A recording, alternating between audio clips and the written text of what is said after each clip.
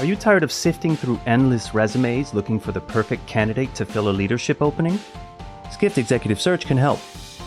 We have an insider view of the travel industry and can leverage both our expertise and connections to find your next rockstar hire.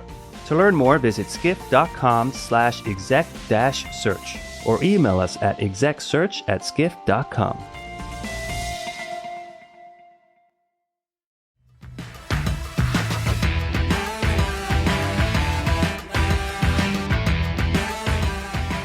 Everybody, and welcome back to the Skift Travel Podcast. I'm Sarah Kopit, Skift's editor-in-chief, here as always with Seth Borko, Skift's head of research. Hey Seth, how you doing? Hey Sarah, great to be here. Yeah, so we're 1 week out from Skift's Global Forum. Hope to see many of you listeners there live and in the flesh, but today we're going to talk about our power rankings. Here at Skift, we've spent the last decade plus documenting and analyzing every aspect of the business of travel, from breaking news to emerging technologies and financial performance. But behind all those things, there are the titans of industry and the thought leaders that help guide the hand of what and who shape the landscape of innovation, set the agenda for what comes next. We, of course, are talking about power.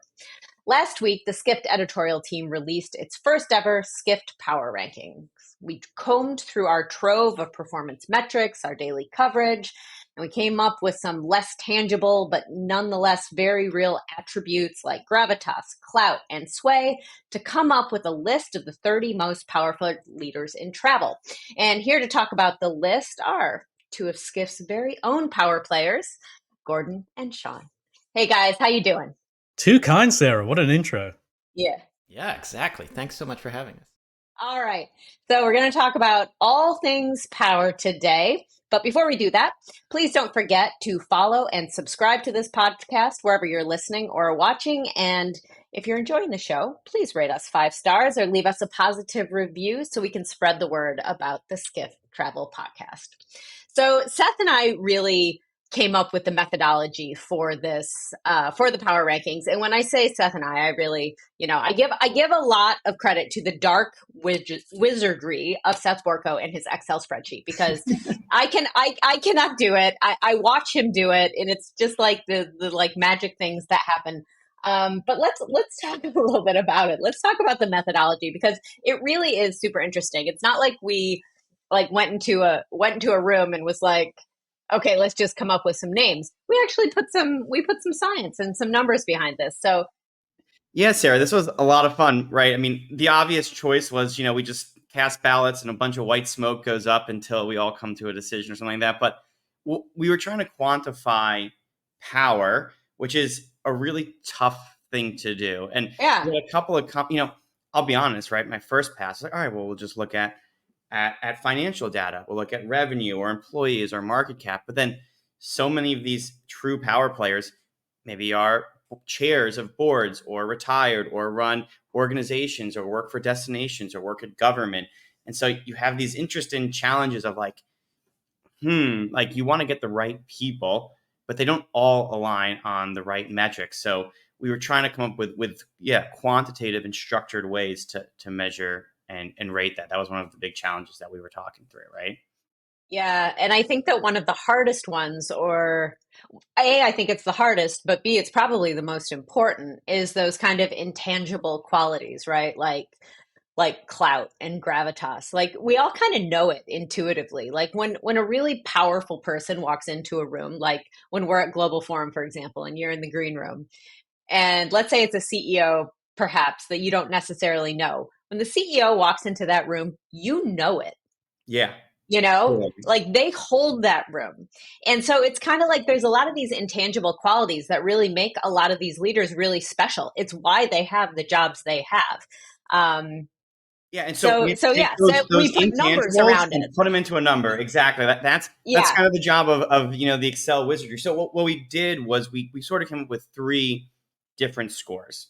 We had a financial score, which is that if you ran a public company or any company, if you ran a business, how big, successful, and influential was that business? Then we had a company track record score. And again, if you ran a company or even just an organization, right? And an organization track score is really the right word for it. Did you have any major achievements this year? How is your organization performing? Are you on track? Are you hitting the goals that are advancing the future travel? And then the third score was we called our industry authority score. How much gravitas did you have? How much influence did you have? And of course, how frequently were we covering you in the news at Skift? Were you newsworthy? And so what we Yeah. did, some of these are just straight easy quantitative. If you run an organization, how much revenue do you have? If you run an organization, how many employees do you have? Some of them are a little somewhere in between, company, achievements. We can't quantify like 10 achievements versus one achievement, but in general, are you achieving, core goals and advancing the future of your business and your organization? And then some of them just rely on the experts that we have on this podcast with us, with the Gordons and the Seans of the room, who have been in the room with these CEOs and seen how people react to them, and they're kind of telling us, oh yeah, like this person's got a lot of gravitas, this person's got a lot of influence. I see it on the sidelines, I see it at the conferences. We know it's happening. So what we're doing is we're taking a bunch of different ideas and factors, concepts of how your organization's doing, how big is it, how successful is it, how profitable is it, and how much authority do you have, and how newsworthy are you? And we're putting numbers to those, scores to those. We're working with data, with our journalists, with our analysts, and then we're weighing all those things together to get to a score together. And that's sort of how we did it, and that's how we got to our top 30. So it was a really great collaboration between both of our teams, of the dark wizardry of Excel and the dark wizardry of reporting, and Exactly. knowing your beat well. That's exactly right. So I'm curious. So Gordon runs our airlines coverage. Sean runs our hotels and hospitalities coverage. So I'm curious, what does power mean to you guys? Like in the two sectors you cover, when you think about pure play power, what does that mean? I think, Sarah, what's so fantastic about the concept of power is that it comes in so many different forms. It isn't always the loudest person in the room, quite the opposite. Sometimes it's the loudest person that's making noise because they have to. And I think the power rankings have shown that there are so many ways, not just to apply power, but also to acquire it. And if you look through that list of 30 names, you do see different people that have approached this concept in very, very different ways. And that's really, really refreshing. And one thing that you've said gravitas, you've said sway. I love these words. Has the term Riz made it across the Atlantic for full contact? Well, I have a 12-year-old son, so not only has it made it across the Atlantic, it's in my house all the time. He refers to himself as the Rizzler. And while he will never be listening to this podcast, because why would he ever do that? He'll be just like horrified that I have shared this with the world. So, little Arthur Kopit, best one's for you. Yeah. Full context. I'm speaking as a Scotsman in Europe, speaking to my colleagues across the Atlantic. It could well have started in the US. I don't know. But it's that charisma. It's that ability to charm and woo. And, who knows? The 2025 list might be the Riz list. I don't know. I'll leave that to you and the marketing team, Sarah, to work out. But what I've really enjoyed in the power rankings this year is that we haven't shied away from the fact that nuance exists. We've recognized it, we didn't shy away, and we've actually accommodated that within the methodology along with the more traditional stuff. So that's what power is to me. Well, what's really interesting, Gordon, is that we did it first. Seth, I don't know if you remember this, because we've been working on this for a while. We did it first, and we kind of didn't weight that stuff as highly, like, because that's what you do in a methodology. You weight it, like, not all things are created equal as far as the scores and the numbers. And it spit out a list for us that didn't work. Yeah. Like, because we, intuitively know who is powerful. And when you just take the raw numbers of like employees, revenue, like that type of stuff, it wasn't an accurate representation of true power.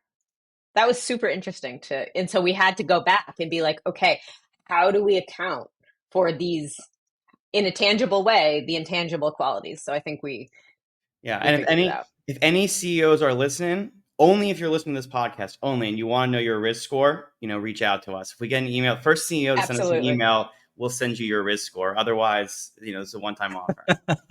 I love that. We'll be trademarking this later. For Skift. Yeah. Sean, what about you? in the hotel biz?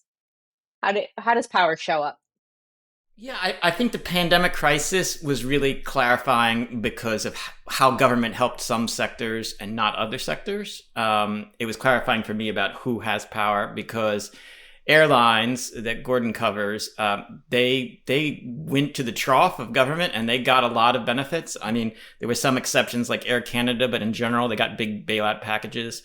And the actual owners of hotel assets, they had a very hard pandemic in a lot of ways on a lot of fronts. So I was glad to see that Chris Nassetta made sort of number one in the power rankings because this was a real case where he has helped over 15 years of really courting in Washington in the halls of power on both sides of the political aisle and in the civil service to try to get a voice for the hotel industry, but also for the travel industry more broadly on issues like visa reform. So I think that's for me in the power in the hotel sector. Yeah, and it's interesting. More like quiet power, like a little bit of like kind of in the background, the deal making. Yeah, I mean, a pursuit like at Skift Global Forum last year. I mean, he said, we used to, the hotel sector and the travel sector used to be the Rodney Dangerfield of industries. It was sort of, it didn't get any respect, even though it's and I think the assiduously being out on those committees, he has a lot of things he could be doing, but being out and showing up, bringing people over to dinner, it is definitely, I think you really nailed it, Sarah. It's about the soft power and the courting those one-on-ones and trying to build those relationships behind the scenes. Well, maybe you could say it's also, because I think it's interesting that we have on the hotel side of things, Nassetta, just barely, but Nassetta edging out Tony Capuano. Marriott is the larger company. It's got more revenue. So it's sort of reflecting, you might say like, setting the agenda for the industry. Like, I think Chris has been very out front in saying that, like, I want to be a voice for where we're going. I guess Tony wants that. I'd agree with that. Yeah, setting the agenda is a good way. Yeah. I'm curious for the two of you, when you were kind of looking over the list, any surprises, like the most interesting person? Those could be two different people. Like when you finally saw us like say, okay, here's our list for the travel industry. Any names like really stand out and why? All right, Sarah, Seth, I have an admission to make. Yeah. Uh-oh. I am very siloed sometimes on my beat. I'm airlines. And what this has done is really broaden my travel horizons. So I'm going to be honest with you. I did not know who a couple of the people were in a really meaningful professional capacity. I'd heard their names in passing, but I didn't know their backstories. I didn't know why they deserved to be there. And that for me has been really, really illuminating because I could fill this list easily with 30 airline names. No problem at all. In fact, there's a franchise for next year. But what I've loved about this is that it has really forced me to look at the travel industry in that more holistic form in a much broader way. So one of the most interesting power ranking names this year, Jane Sun, the group CEO of Trip.com, because gender equality remains elusive across the board. I'm sure we'll touch on that later in our discussion, but within China, even more so. And the fact that she is not just where she is, but she's absolutely nailing it. I believe number 10 on the list. She is phenomenal. And just looking at the biography before we started recording a trip to Silicon Valley, where I think at the time she was COO, and she was asked where her husband was, assuming that she was just a wag as a plus one there. It was the ability, Sarah and Seth and Sean, just to sort of break outside my silo, which I thought I knew it all. I really didn't. And I love that one in particular because China, speaking of silos, not just our silos, our own personal silos and our industry silos, but especially after the pandemic and as a result of the pandemic, I feel like the Chinese market has been so siloed. We haven't seen, from the US and European perspective, we haven't seen China come back. And so it's kind of easy, out of sight, out of mind. And yeah, Trip.com is just a monster of a company.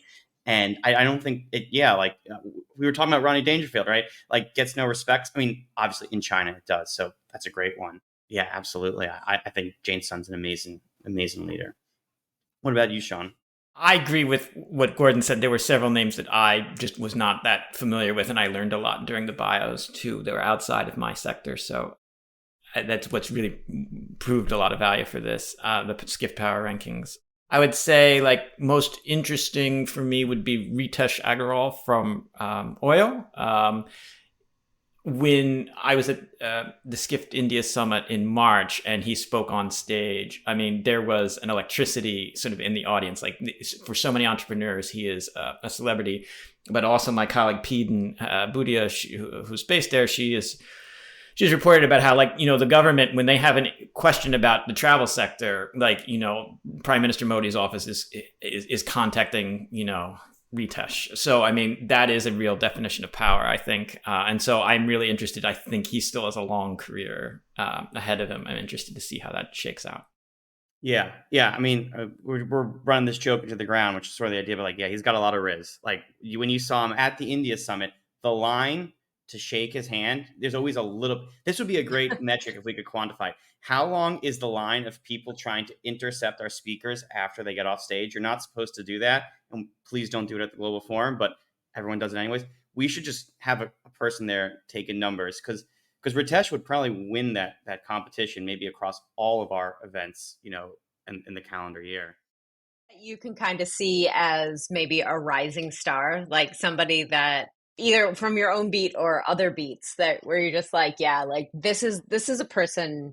I mean, I guess if you're on this list, you're already, pretty much a star, but like one to watch. Like I remember watching Niseta last year and wondering if there were political aspirations in his future, for example, like what, interesting. So any people on there that you can really see maybe doing completely different things, maybe running for higher office, stuff like that? You mentioned, Sarah, political elements. I mean, Secretary Pete is on the Oh list. yeah. And as Meghna, my colleague, the airlines reporter at Skift, so aptly put, he's made the transport department sexy again, if it ever was sexy. And I'm talking about mainstream sexy appeal. He's put it on the agenda, and he's not afraid to go out there on Fox News Sunday and really sort of bang the can for transport and put it on the agenda, when previous transport secretaries, I'm sure they were passionate about it, but they didn't quite have that same cut-through appeal and that same ability to get the common man and woman speaking about transport. It's been very, very interesting to watch, and I think certainly from my perspective, slightly removed from the day in, day out of US politics, he's certainly a rising star, one to watch. He's also really, really good at social media. Like he has this kind of like dry, kind of acerbic wit about him that is kind of like hilariously funny on, Instagram and TikTok, which is also when you match it with, the transportation department, it can be surprisingly entertaining sometimes. Yeah. I was going to say, I can imagine him fitting in very, very well. You watched Parks and Recreation back in the day? So Oh yeah. in the Pawnee sort of Parks and Recreation department, you can imagine him as being the sort of the high flying one that comes in from the state capitol and shakes things up and then goes on to DC. He's got a lot of value. He's being managed very well. I'm sure he's got a lot of talent, a lot of skill from his own abilities. But I think whoever's sort of saying, let's do this social media video or let's go here, he is being positioned, I think, for bigger things, irrespective of your politics. He's certainly one that's should be on your radar. Well, his husband also is very good at social media. I would say he's probably even better. And so, and so I have a feeling there's a lot of conversations around the dinner table that night about, how to woo various constituents. Can I throw one out there, Sarah? That's Yeah, interesting to me? absolutely.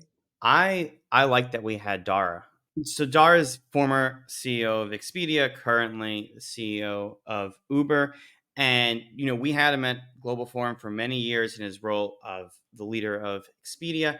And then it felt like he kind of took a step back. I mean, Uber is still logistics. Uber is still transportation. But Uber had a lot. if you remember the turmoil of Uber, it's a profitable company. It's growing now. It's kind of a public company starting out.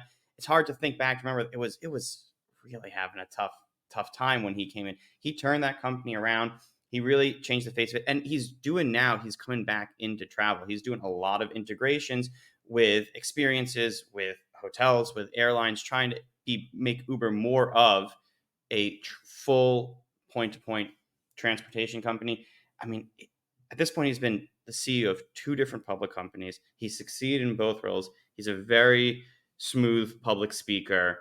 I mean, I think he's still got a career ahead of him. And I think, when I think about that, I'm like, I mean, it's hard to call someone who's been two-time CEO of a public company a rising star, but I think he's got more in him to give. Anybody who didn't make the list that you wanted to see on there? I've got one. I made the list, but she didn't make it. But I'm curious about you guys. I think we might be thinking of the same person, but let's see. Who is it for you? So it was Taylor Swift. Taylor Swift. Taylor Swift. Okay. Taylor Swift. Tell us why. Yep. Well, Dennis found something for me the other day. I mean, it's just I'm not a Swiftie, or I wasn't a Swiftie. I am kind of now, I must say. So I wrote a story about just kind of her impact on the economics of travel this year and last year, like during the Eras tour.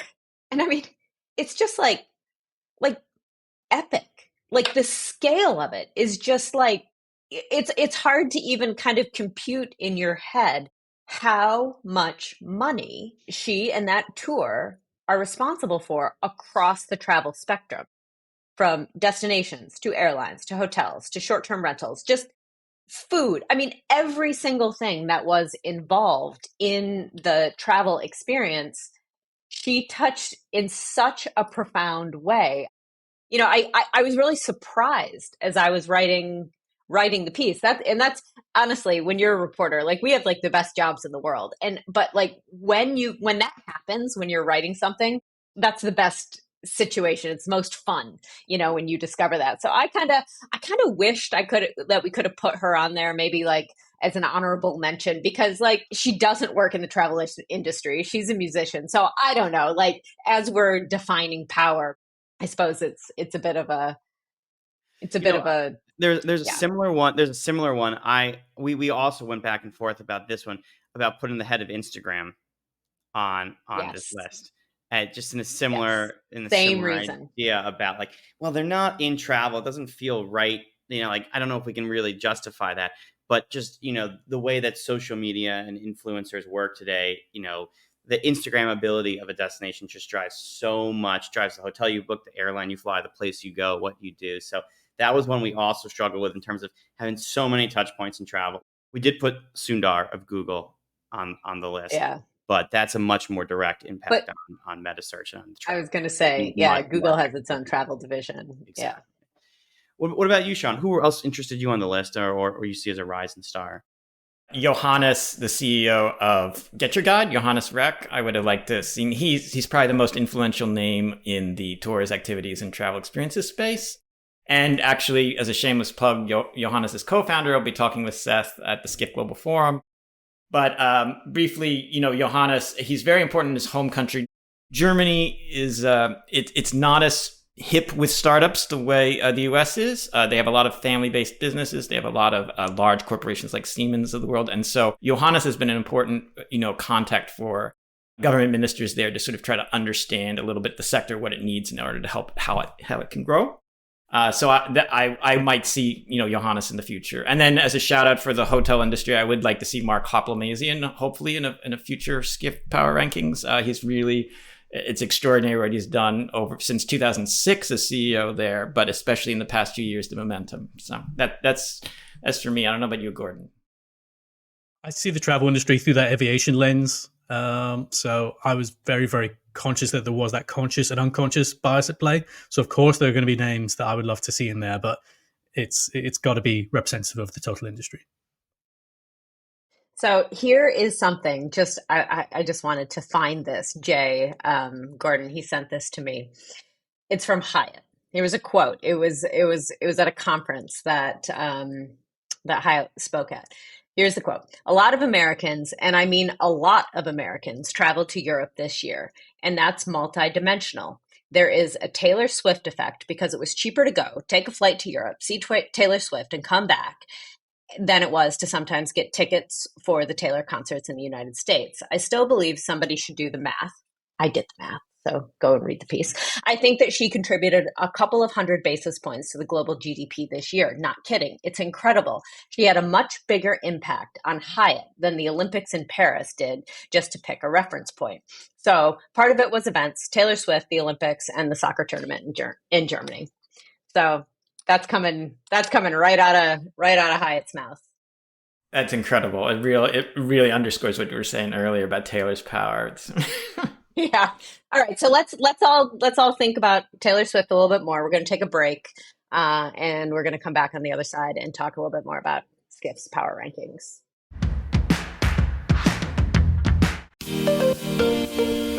Hey there, it's Seth Porco, the head of Skift Research and one half of the Skift Travel Podcast with Seth and Sarah. And I'm here to tell you about the biggest and best travel industry conference, the Skift Global Forum, of course. It's back this September 17th through 19th in New York City. Attendees will hear from top industry executives at Expedia, JetBlue, Booking Holdings, Marriott, United Airlines, and Wyndham. That's just to name a few. This is your chance to be a part of the conversation shaping the future of travel. Visit live.skift.com to reserve your seat today.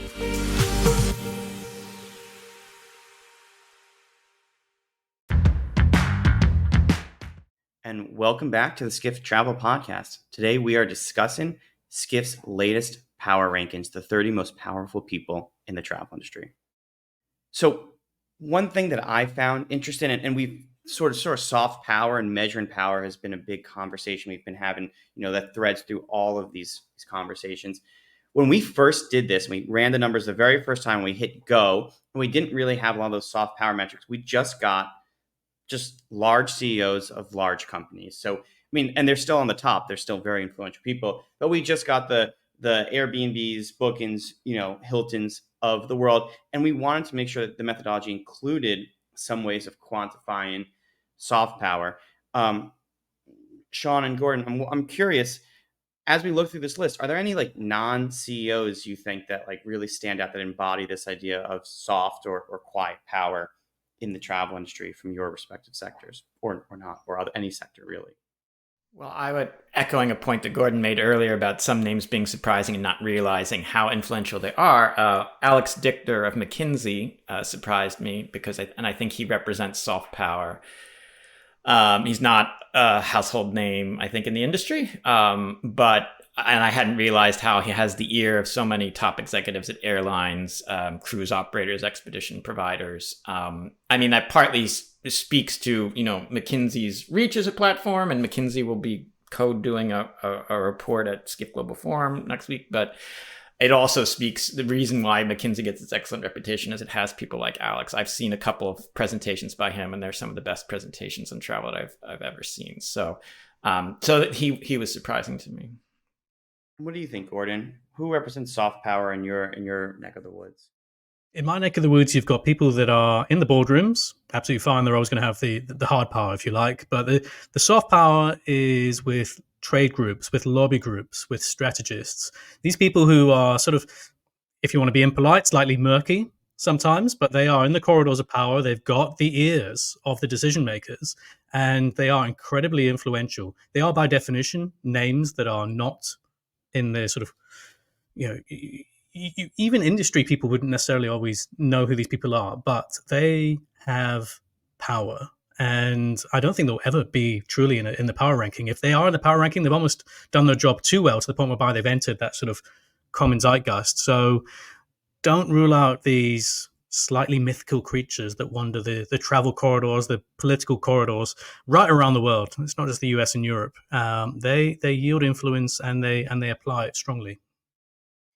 What do you think? I was going to say, I feel like I've seen that movie or that TV show many times, usually about politics. What do you think about Udvar Hazy, if I'm pronouncing that correct? Does he qualify as having that sort of soft? And he is technically a CEO, but what do you think about him? One word legend. He is just the embodiment of someone that spotted an opportunity and took it. I'm again seeing this through the aviation lens, but I would encourage anyone who isn't familiar with his work or what he's been up to take a look through the video catalogs of Skift Aviation Forum. I know he's been speaking there previously, and he will tell you not just what's going on today, not just what he did yesterday to make today what it is, but also how he sees tomorrow.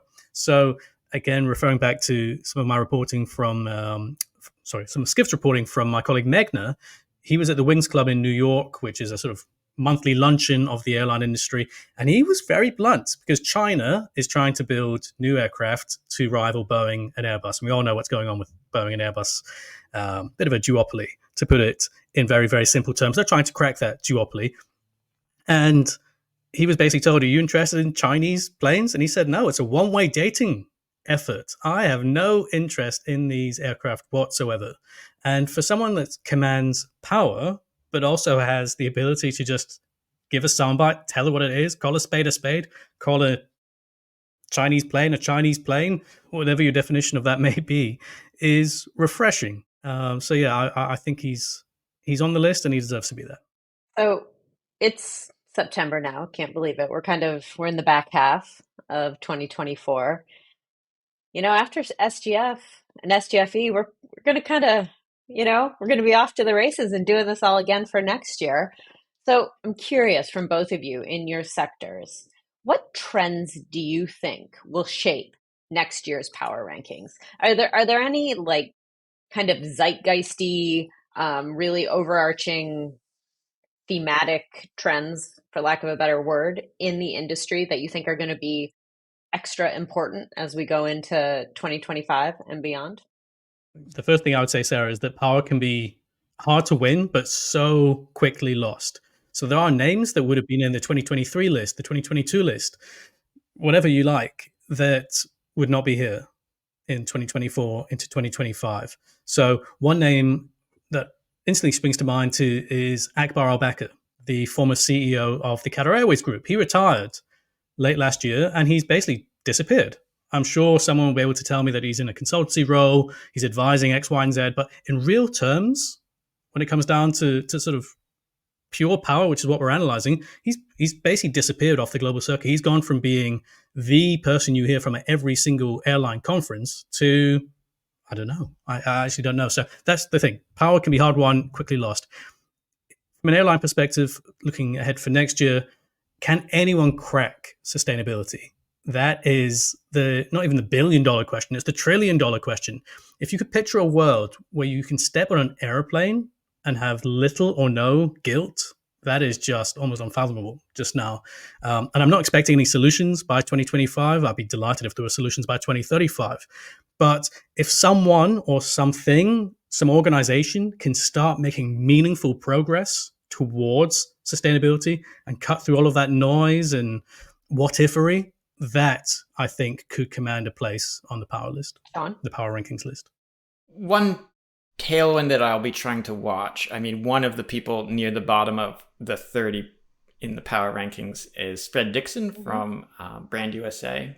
And I think the US inbound travel tourism dynamic is we've sort of been coasting on past achievements and we're really underperforming. And I'm wondering how long that's going to last. Partly it's not entirely the travel marketers' fault. It's partly the visa waiver discussion, which is something that we'll be hearing from the Deputy Assistant Secretary in the State Department at the Skift Global Forum about what are they going to do to try and improve things. But we have a bunch of mega sporting events that are going to be coming in the next several years to the U.S. And are we ready? But also, are we making it friendly to come to the US, or are we just constantly throwing up obstacles? We are technically the largest. I feel it's not entirely self-referential. We are the world's largest potential travel market. We used to be very desirable. And so I'm curious how that's going to shake out, or if we don't get our act together, who's going to gain and win? Yeah, it's a great one. It's a big open question, and kind of cracking that code of destination branding, especially for major destinations that are at these crossroads, is a great one, Sean. As we're talking about this list, as we're talking about next year and the years to come, maybe we should also talk a little bit about diversity. If you go and read the piece, it's in Sarah's editor's note. You mentioned it right up front, Sarah, but the list has a lot of white men on it. This podcast, no, I mean, no offense to anyone. This podcast has a lot of white men on it. Like there is definitely a gender conversation, a diversity conversation to be had. And, you know, I mean, and maybe I'll ask you, Sarah, right? Because you are ultimately the editor in charge of all this. Like, how did you think about when we came up with this list and it was just, you know, a lot of white guys? Yeah. So we talked about it. Like we talked about it a lot. We argued about it, you know, and I felt very strongly that if we were going to do a list of how it is, it should be how it is, right? And if that's shining a light on the fact that the very upper echelons of the travel industry is very non-diverse, then so be it. But the other thing I do want to throw in there is this is not unique to the travel industry at all. Sure. This is all industry. And so, you know, I felt strongly that we should show the list as it is, as it really is out in the wild, and call it out. I do think that, especially when you're talking about power, it takes a while to get there. Like these are people, many of these people, you know, they're in the latter parts of their career. This is a career building situation. You don't get power overnight, you know, wake up and all of a sudden, oh, great, I'm the most powerful person in my industry, unless you're, you know, Taylor Swift. But I digress. Well, even she didn't do it overnight. Even she didn't do it overnight. Even she didn't do it overnight. That's right. But so I think that the key here is really, you know, putting together that pipeline, that you know, kind of promoting and really having it front of mind that, you know, we should be an industry that represents, you know, the world that we cover. And, you know, let's think about underrepresented voices. Let's get more people of color as sources in our reporting. Let's make a concerted effort to search out people and voices that represent the places and things that we are talking about. So I think that while it's 2024 and I would have liked us to be farther along in this effort than we are, I think it is also really important to watch who is coming up behind a lot of these folks. I will say that Skift is putting out another list coming up, you know, shameless plug, but not so much, of women who are, you know, really the next generation of leaders in the travel industry. And I'm very, very hopeful on that front. I think that, you know, there were so many people to pick from on that list. And I think hopefully, you know, it's only a matter of time before we get there. That's my take. Yeah. No, I your point is a great one too, that like really the list reflects who had opportunities, you know, 30 years ago. And that's why exactly. I think it's important that like we highlight it and you give the right people the right opportunities today. Well, I think this has been a great discussion. I mean, this was such a fun exercise for me working with all of you. I enjoyed it, and I think we came up with some serious power players for the travel industry. Absolutely. So Skift at its best. Skift at its best. So, dear listener, if you've made it to the end of this session, take a look at the list, and we want your feedback. Take a look. Do we miss anyone? I mean, that's a great question for another podcast. Like, who did we miss? Who do you think we got wrong? Who do you think we got right? Who do you want to see higher on the list? We'd love to hear that kind of feedback. That's what we're here for. So the email, as always, is podcasts@skift.com. And as always, again, if you enjoyed this episode, don't forget, like, subscribe, rate, 5 stars, tell your friends, tell your family, tell your dog, and we'll see you on the next episode. Thanks, Gordon. Thanks, Sean. Thanks, guys. Thank you, guys. Thank you. Thank you for listening to the Skift Travel Podcast. Wherever you're listening, please make sure to subscribe. If you like what you're hearing, rate us 5 stars or leave us a positive review. It really helps get the word out about us, our podcast, and make sure that we can still continue to bring it to you free of charge every week. If you're watching on YouTube, be sure to like and subscribe. And don't forget to hit that notification bell as well. That way you'll know every time we have a new episode.